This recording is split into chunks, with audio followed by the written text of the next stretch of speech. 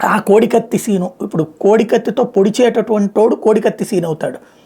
మరి అదే చంద్రబాబు నాయుడు గారి మీద దాడి చేసినటువంటి అప్పుడు అతన్ని ఏమనాలా, బాబు కేసు సీన్ అనాలా, లేకపోతే ఏది అప్పుడు వచ్చినటువంటి వ్యక్తులు ఎవరైతే ఈ గంగిరెడ్డి అప్పట్లో అరెస్ట్ చేసినటువంటి వ్యక్తి ఏమనాలి, అతని పేరు మీద ఏమని వాడాలి, ల్యాండ్ మైన్ గంగిరెడ్డి అని పెట్టాలా? మరి అప్పుడు పెట్టలేదే, ల్యాండ్ మైన్ గంగిరెడ్డి అని పెట్టాలి కదా.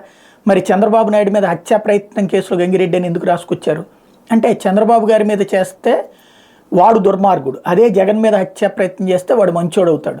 ఇంకోటి, ఇప్పుడు ఏ డబ్బులు లేవు, తినడానికి కూడా తిండి లేదని చెప్పేటువంటి కుటుంబం ప్రెస్ కాన్ఫరెన్స్లు పెట్టి నిరాహారదీక్ష శిబిరాలు ఏర్పాటు చేస్తుందంటే దాని వెనకాల ఎవరున్నారు అన్నటువంటి తెలుస్తుంది. ఇంకోటి, జగన్ తన మీద తనే హత్యా ప్రయత్నం చేయించాడని కదా చెప్పింది. మరి అట్లాంటప్పుడు సీనుని ఎందుకు జైల్లోనే ఉంచుతున్నాడు? అసలు విషయం అర్థం కాదా జనాలకి? అంటే జనాలకి ఎట్లా అర్థమైనా మేము ఎట్లా చెప్తే అట్లాగే అర్థం అవ్వాలి తప్పించి జనాలు సొంతగా అర్థం చేసుకుంటే వాళ్ళ బుర్రలు మేము కలుషితం చేస్తామన్న కోణంలో రాసుకొచ్చేటువంటి వార్తలకు సంబంధించినటువంటి పతాక స్థాయి ఇది. లేకపోతే కోట